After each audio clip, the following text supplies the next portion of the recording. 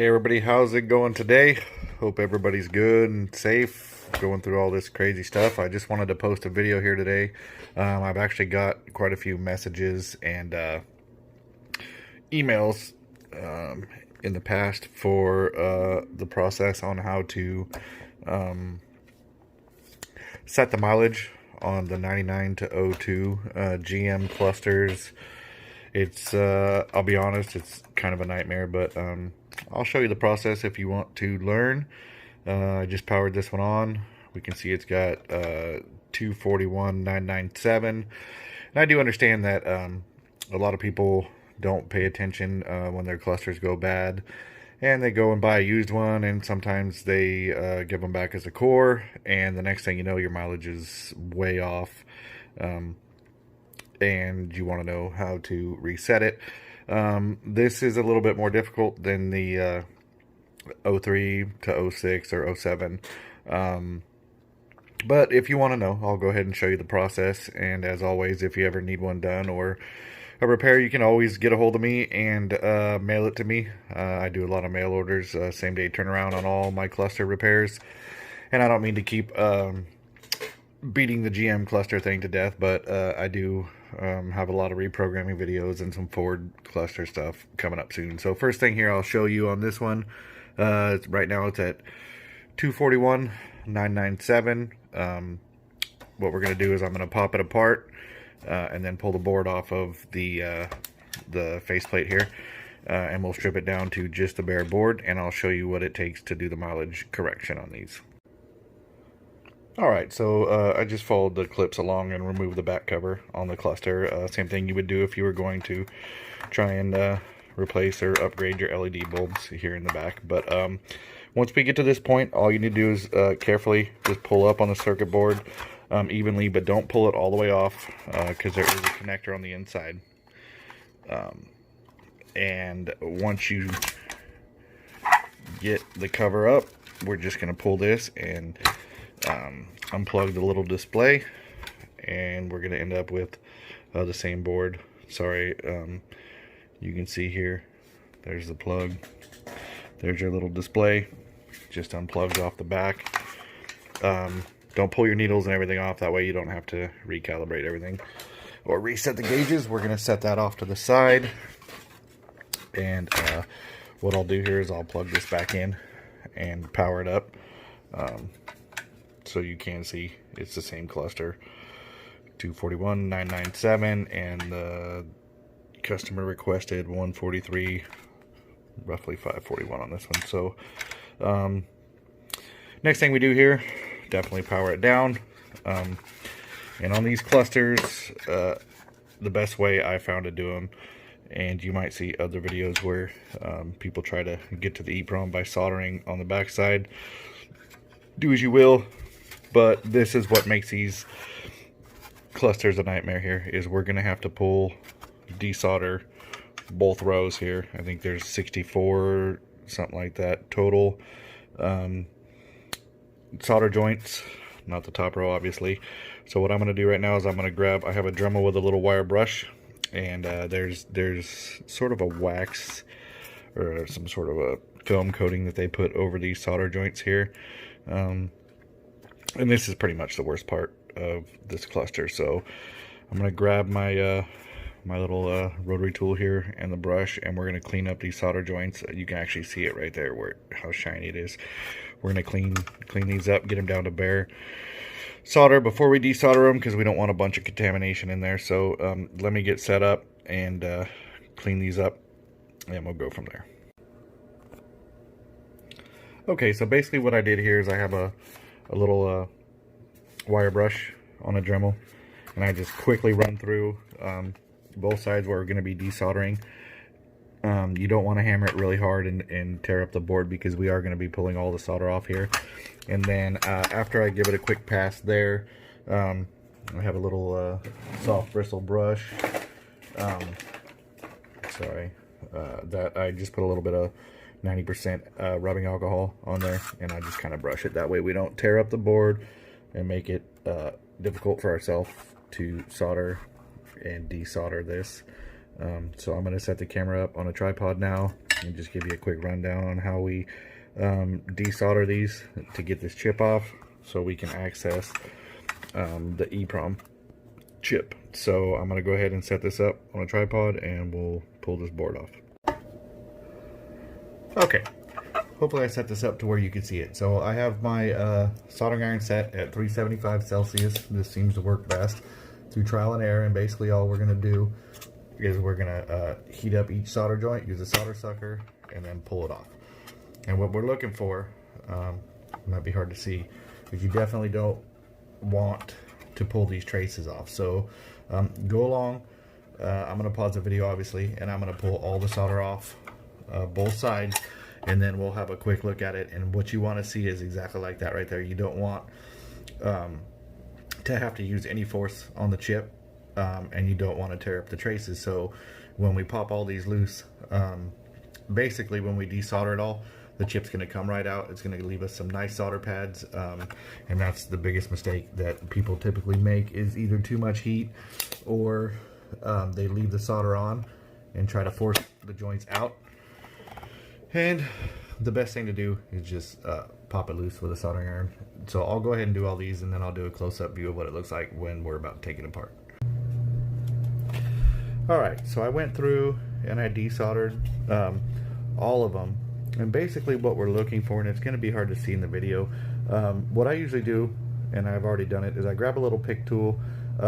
If you have some stubborn ones where you can't get them to break loose, just add a little bit of fresh solder, let it sit for a second, and then pop them loose. But basically you can tell when the pins start to move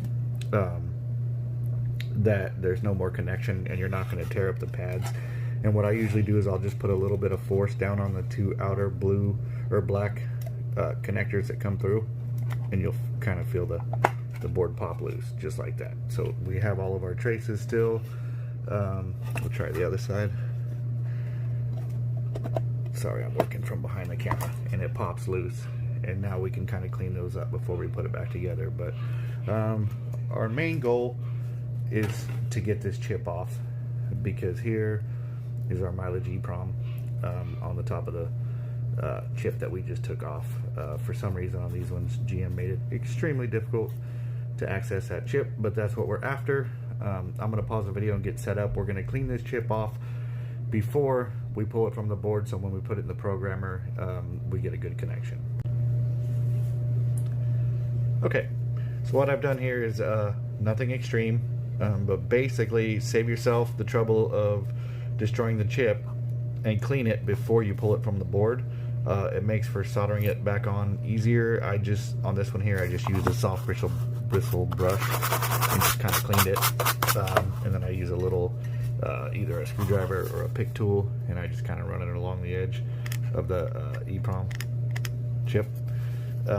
Just to make sure when it comes off and it goes into the programmer, we don't have a bunch of that gel that they use on there. Just makes it easier to read, because once we pull this chip, if you start trying to clean it after the fact, you're going to end up bending one of these legs or breaking it off. So now that we've done that, I'm going to go ahead and warm up my hot air gun. And I'm going to grab some tweezers. And what we'll do here is we'll just pull this chip. Carefully, without blowing all the capacitors and resistors off the board.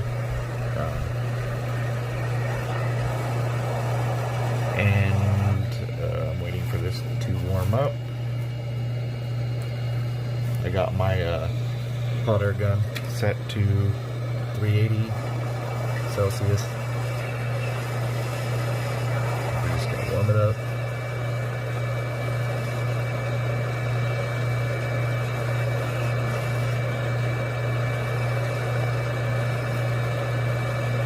Just like that, it comes right off the board. And then we're going to make sure, sorry, the camera's steady, my hand is not, make sure we didn't knock any of the little capacitors or anything off.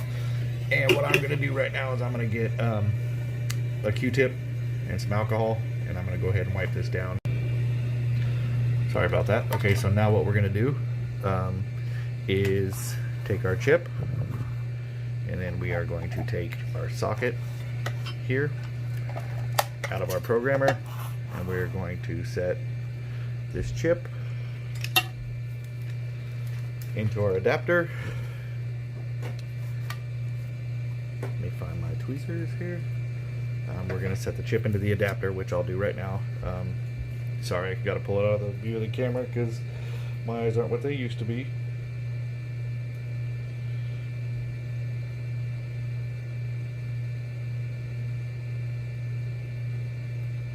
Alright, and our chip is now in our adapter, and that is going to go into our programmer. Today I'm using the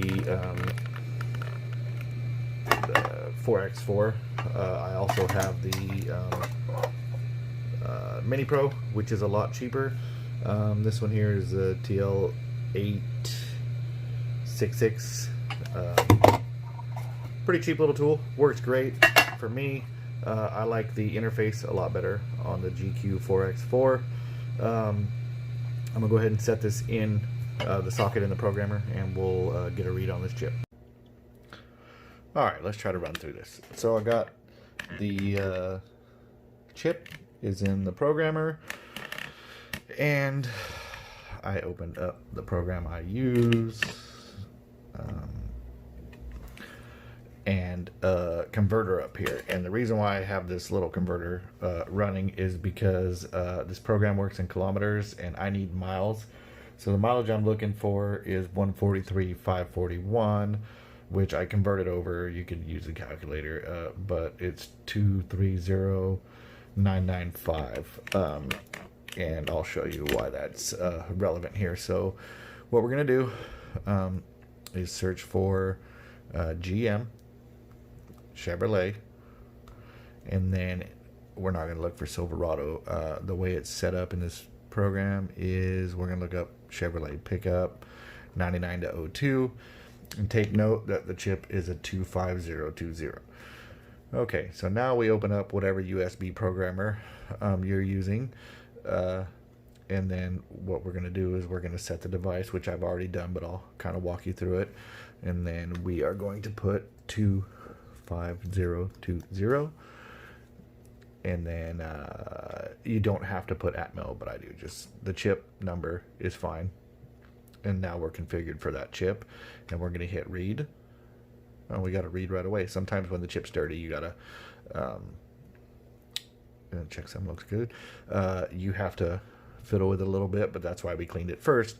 So now what we have here is all the bytes on the chip.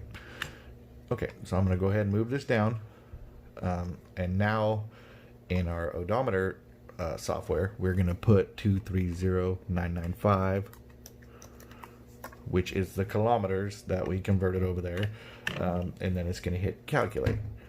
So basically what we're looking for is 0461 to put into these strings in these positions. These are very simple. When you get into the newer stuff, there's a lot more editing, but on this one, basically, we're going to take this 07, if you could follow me along, 62, this 0762, which is the mileage, and this 0762, and we are going to replace it with 0461. So forgive me, I'm trying to type from way behind this keyboard here. It's, what was it, 0461. So we're going to go 0461, 0461, and right here 0461. Make sure we're correct. 0461. Sorry, what I did here, since the camera was is I replaced these bytes, and then right here was 0461, and then right here 0461, which are the exactly where it shows you in the software. Here it just shows generically 1827, 1827, but this is just showing you the row and the bytes to change, and this is showing you what to change them to. So we put 0461 into the spots they're supposed to be. And now what we are going to do here is we're going to write it to the chip.